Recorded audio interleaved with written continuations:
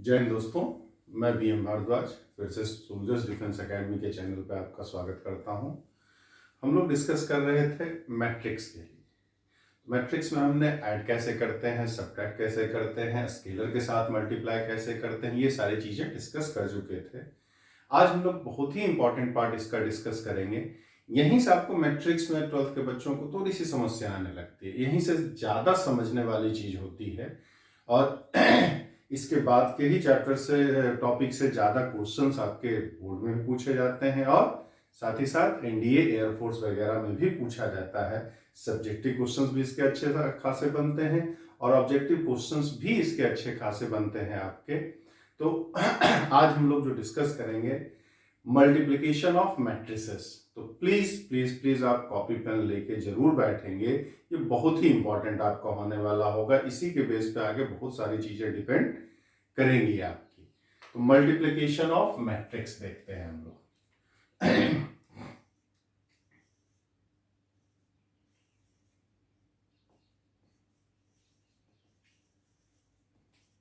Multiplication of matrices, ये क्या होता है? तो if A is equal to Aij M cross N and B is equal to Bij N cross P, यानी कि A जो है हमारा M cross N का कोई मैट्रिक्स है और B जो है हमारा वो N cross P का मैट्रिक्स है, then AB is equal to मान लिया C है, तो ये जो हो जाता है वो summation of A B is equal to C जो हो जाएगा वो आपका summation Cij M cross P का मैट्रिक्स। मतलब दो मैट्रिक्स को मल्टीप्लाई अगर करेंगे हम, तो अगर A M क्रॉस N का मैट्रिक्स है, B N क्रॉस B का N क्रॉस P का मैट्रिक्स है, तो दोनों का जो प्रोडक्ट होगा हमारा वो M क्रॉस P का मैट्रिक्स होगा, जहां पर Aij जो होता है वो समेशन ऑफ Cij जो होगा वो summation of Aik into Bkj, जहां k की वैल्यू 1 से लेकर के n तक होना चाहिए हमारा। तो इसको ठीक से समझने की जरूरत है, थोड़ा सा टाइम टेकिंग प्रोसेस है, लेकिन अगर एक बार आपने सीख गया तो फिर बड़ा आसान ही है, बहुत ज्यादा आपको कठिन नहीं लगेगा। तो सबसे पहले मैट्रिक्स, दो मैट्रिक्स को आप तभी मल्टीप्लाई कर सकते हैं अगर आपका क्या हो, फर्स्ट मैट्रिक्स, मतलब दोनों अगर ए बी मैट्रिक्स कहें हम, in matrix A B, in A B A is called prefactor and B is called postfactor। जो प्रोडक्ट में पहले मैट्रिक्स होगा उसे हम उसका क्या कहेंगे, प्रीफैक्टर कहेंगे, और जो बाद में होगा उसे आप क्या कहेंगे, पोस्ट फैक्टर कहेंगे। तो मैट्रिक्स मल्टीप्लिकेशन के लिए ये जरूरी होता है हमारा number of column in prefactor is equal to number of row in post factor. Number of column in prefactor is equal to number of row in post factor. जो पहले लिखा हुआ है, जो दोनों में मल्टीप्लिकेशन में पहले लिखा होगा उसमें जितने कॉलम हो बाद वाले मैट्रिक्स में उतने ही रो हैं, तभी जाकर के उन दोनों का मल्टीप्लिकेशन पॉसिबल होता है, अदरवाइज उसका कोई मल्टीप्लिकेशन पॉसिबल नहीं होगा हमारा। अब अगर ऐसा है, प्रीफैक्टर में number of column post factor के नंबर ऑफ रो के इक्वल है, तो उन दोनों का जो प्रोडक्ट होगा, हमारा वो क्या होगा, वो M क्रॉस P का मैट्रिक्स होगा। मतलब मल्टीप्लाई होने के बाद जो मैट्रिक्स मिलता है उसमें नंबर ऑफ रो जो होता है वो पोस्ट फैक्टर के नंबर ऑफ रो के इक्वल होगा, और नंबर ऑफ कॉलम जो होगा, नंबर ऑफ रो जो होगा वो प्रीफैक्टर के नंबर ऑफ रो के इक्वल होगा, और नंबर ऑफ कॉलम जो होगा वो पोस्ट फैक्टर के नंबर ऑफ कॉलम के इक्वल होगा हमारा। अब उस मैट्रिक्स का जो हर प्रोडक्ट होगा हमारा, मैट्रिक्स को जब भी मल्टीप्लाई करेंगे वो रो बाई कॉलम करते हैं, मतलब प्री फैक्टर के रो को पोस्ट फैक्टर के कॉलम से मल्टीप्लाई करके लिखा जाता है, उस एलिमेंट को लिखा जाता है हमारा। तो इसको एग्जांपल से समझे तो ज्यादा चीजें क्लियर होंगी। तो सबसे पहले तो यहां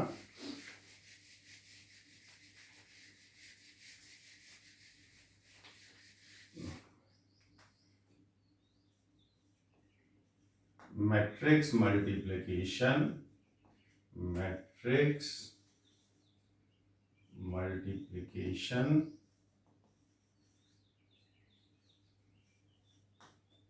is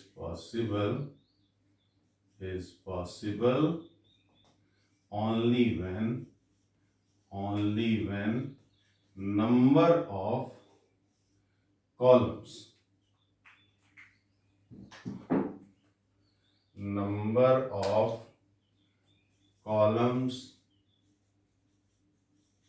is in prefactor is equal to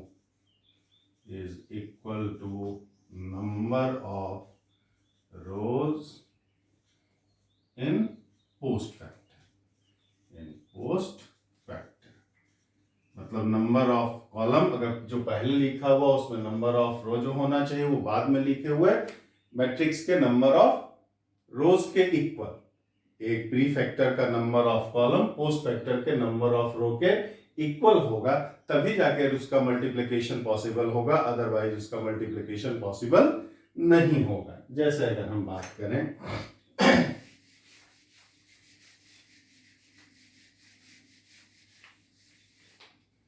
ये मान लिया मैट्रिक्स ए है हमारा, अगर 1 3 5 2 1 4, ये हमारा क्या है 3x2 का मैट्रिक्स है। और मैट्रिक्स बी अगर हमने मान लिया 1 4 -2 3 1 7, ये आपका क्या है 2x3 का मैट्रिक्स है। ये आपका क्या है 2x3 का मैट्रिक्स। तो ए हमारा 3x2 का मैट्रिक्स है, बी हमारा 2x3 का मैट्रिक्स है हमारा। तो अब अगर ए बी निकालें, अगर हम ये देखें तो ए में नंबर ऑफ कॉलम्स कितने हैं 2 है, और बी में नंबर ऑफ रो कितना है 2 है, दोनों इक्वल है हमारा। ए का नंबर ऑफ कॉलम बी के नंबर ऑफ रो के इक्वल है, it means A be exist करेगा। यहाँ ए प्री फैक्टर है, बी पोस्ट फैक्टर है। अगर इन दोनों को आप मल्टीप्लाई करोगे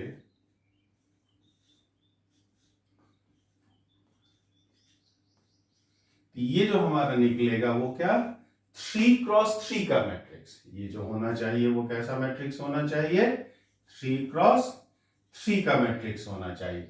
अब इसके पहले रो और पहले कॉलम की बात करें तो पहले रो, इस पहला रो और पहला कॉलम जो होगा तो प्री फैक्टर के फर्स्ट रो को पोस्ट फैक्टर के फर्स्ट कॉलम से मल्टीप्लाई कर दिया जाता है। ध्यान दीजिएगा A11 है हमारा, तो प्री फैक्टर के फर्स्ट रो को इसके फर्स्ट कॉलम से, यानी कि R1 C1, ये R2 C2 हो जाए, ये R3 R1 C1 R1 C2 R1 C3।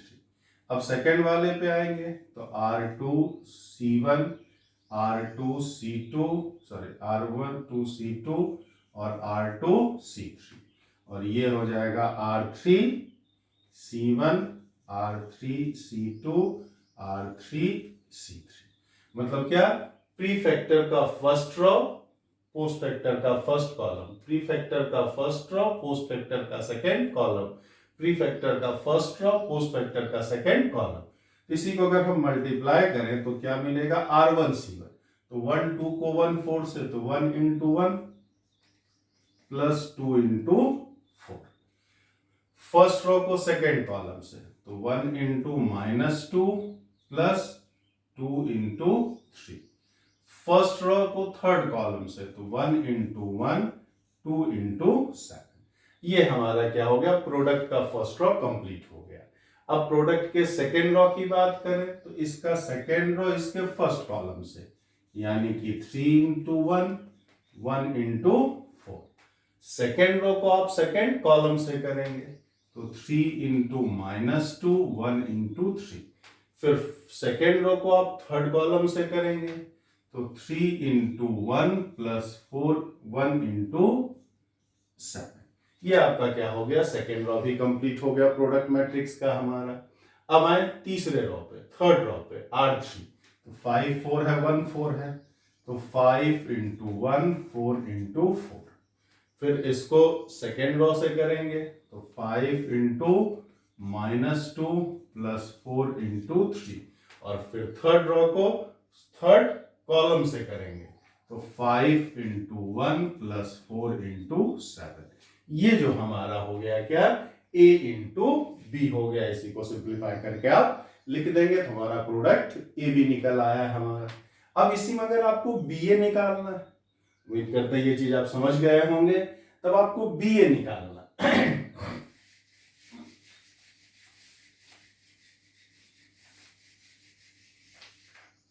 तो बी ए निकालना है तो बी ए हमारा 1 4 -2 3 1 7 और 1 3 5 2 1 4। ये हमारा क्या था, 2 क्रॉस 3 का, अब 3 क्रॉस 2 का। यहाँ बी ए भी एग्जिस्ट करेगा, यहाँ आपका बी ए भी एग्जिस्ट करेगा। अब यहाँ प्री फैक्टर बी है और पोस्ट फैक्टर ए है हमारा, तो बी में जितने नंबर ऑफ रो होने चाहिए ए में उतना ही, बी में जितने नंबर ऑफ कॉलम होने चाहिए ए में उतने ही नंबर ऑफ रो होने चाहिए। तो 3 3 है हमारा, यहाँ एग्जिस्ट करेगा। और एग्जिस्ट करेगा तो ये किस ऑर्डर का बनेगा, मल्टीप्लाई में, इसमें 2 रो है, इसमें 2 कॉलम है, तो ये 2 क्रॉस 2 का मैट्रिक्स बनाएंगे। ये क्या बनाएगा, 2 क्रॉस 2 का मैट्रिक्स।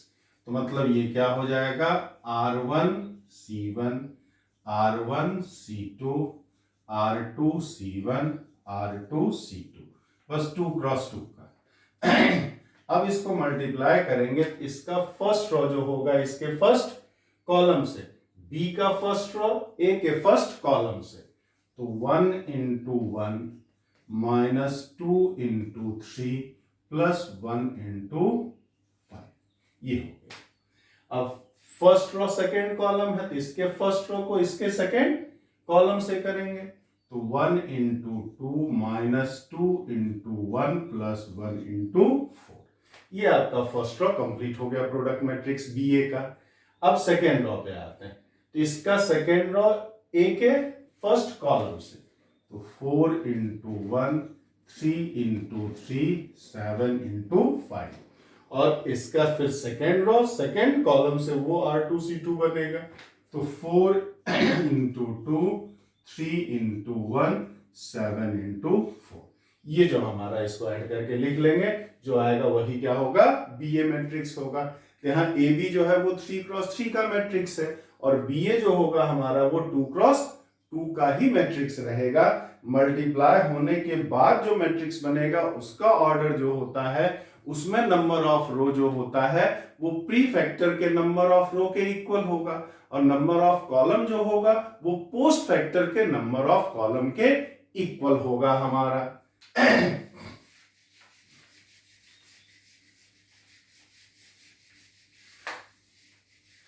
अब अगर जैसे बात की जाए, ए अगर हमारा मैट्रिक्स है 1 3 3 5 और बी है हमारा matrix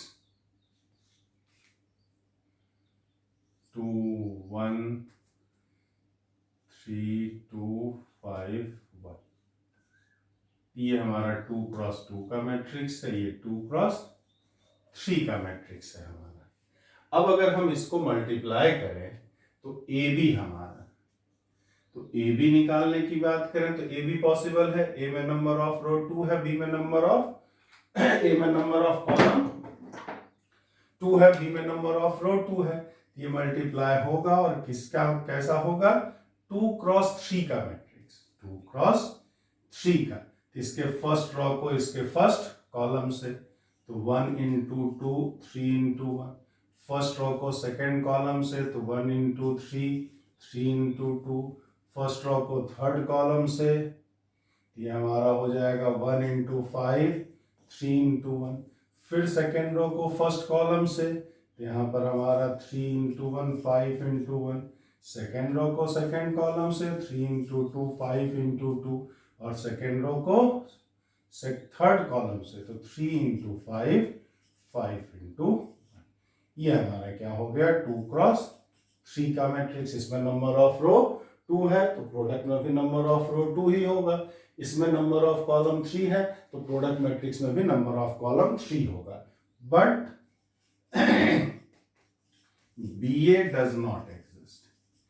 BA does not exist. ये एग्जिस्ट नहीं करेगा। क्यों? क्योंकि BA अगर हम करेंगे तो इसमें नंबर ऑफ कॉलम जो है अब 3 है और इसमें नंबर ऑफ रो 2 है हमारा। तो BA एग्जिस्ट करने के लिए B का नंबर ऑफ कॉलम A के नंबर ऑफ रो के इक्वल होना चाहिए, जो कि यहां पॉसिबल नहीं है हमारा। मतलब क्या, number of columns of in B not equal to number of rows in A। इसलिए यहां पर BA एग्जिस्ट नहीं कर सकता है। तो हर मैट्रिक्स का मल्टीप्लिकेशन हो वो पॉसिबल नहीं होता है। ये आपको ध्यान देने की जरूरत होती है कि matrix is multiplication of matrix is conformable when number of columns in prefactor is always equal to number of row in post factor। अगर जो मैट्रिक्स पहले लिखा है मल्टीप्लिकेशन में उसमें उसका नंबर ऑफ कॉलम बाद में लिखे गए मैट्रिक्स के नंबर ऑफ रो के इक्वल है, तभी जाकर के आपका मैट्रिक्स का मल्टीप्लिकेशन पॉसिबल है। अदरवाइज मैट्रिक्स का मल्टीप्लिकेशन पॉसिबल नहीं है। अगर ऐसा नहीं है तो लिख देंगे कि multiplication of given matrices does not exist. तो उम्मीद करते हैं मैट्रिक्स को आप मल्टीप्लाई कैसे करते हैं समझ गए होंगे। आप एनसीईआरटी या जो भी बुक है उससे एक बार प्रैक्टिस कीजिए। प्रैक्टिस करेंगे तभी जल्दी जल्दी आप इसको सॉल्व कर पाएंगे। अगर इसके प्रॉपर्टीज की बात की जाए,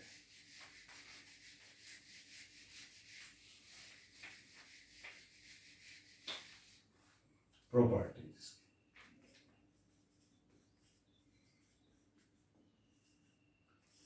first,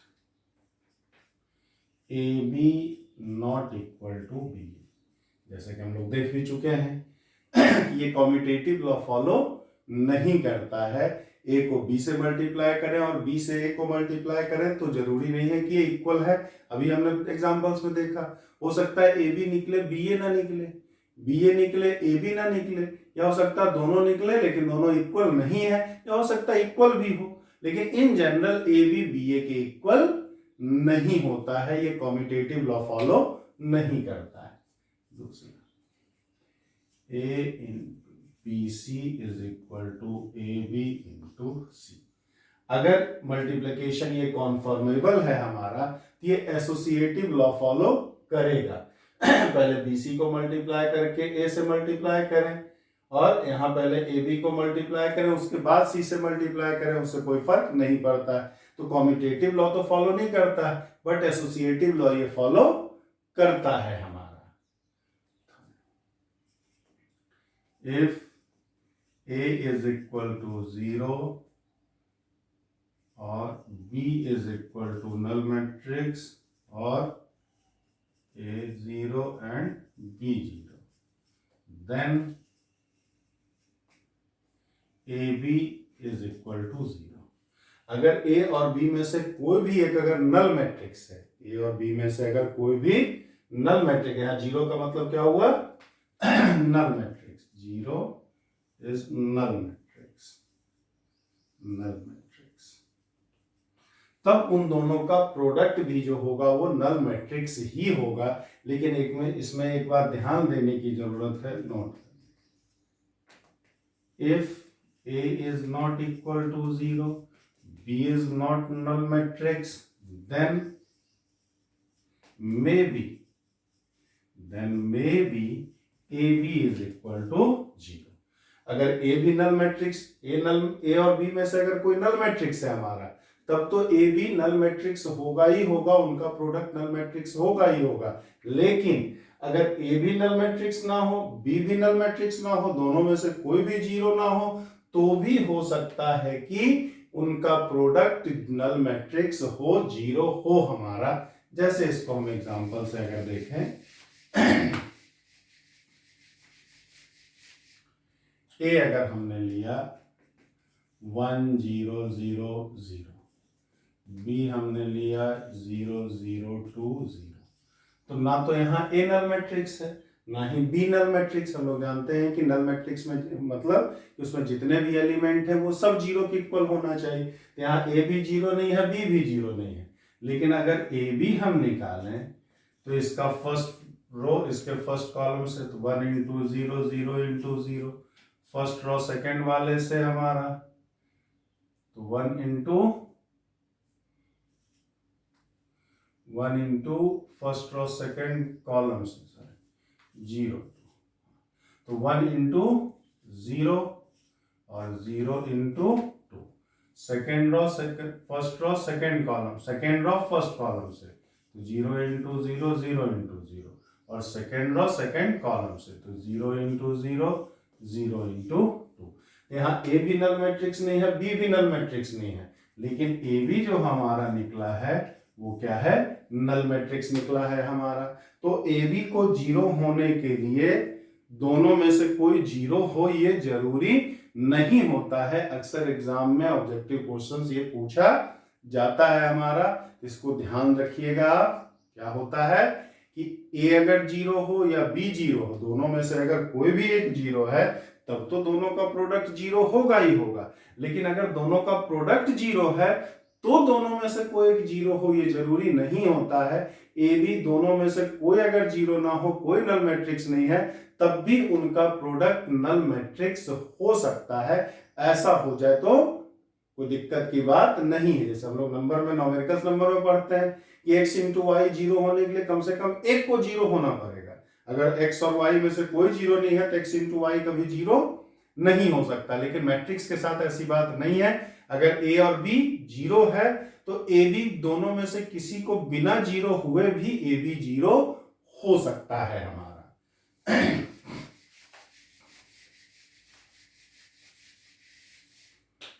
property number 4, a into B plus C is equal to A B plus A C. Distributive law ये फॉलो करता है, पहले बी और सी को ऐड कर दें फिर ए से ऐड करें, या चाहे ए को बी से अलग से मल्टीप्लाई कर लें, ए को सी से अलग से मल्टीप्लाई कर लें, फिर उसको ऐड करें तो कोई दिक्कत नहीं है, दोनों का वैल्यू सेम आएगा आपका। तो ये कॉम्यूटेटिव डिस्ट्रीब्यूटिव लॉ फॉलो करता है। बशर्ते कि मैट्रिक्स का मल्टीप्लिकेशन पॉसिबल हो।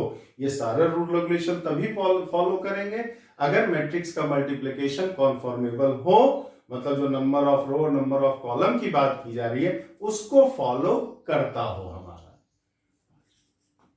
1 into I A is equal to A, मतलब किसी मैट्रिक्स को अगर हम आइडेंटिटी मैट्रिक्स से मल्टीप्लाई करेंगे तो वही हो जाएगा हमारा a to the power m into a to the power n है तो a to the power m plus a to the power m whole power n हो तो a पर पावर m है। मतलब जो पावर का जनरल कॉन्सेप्ट होता है वो मैट्रिक्स के लिए भी एप्लीकेबल होता है हमारा।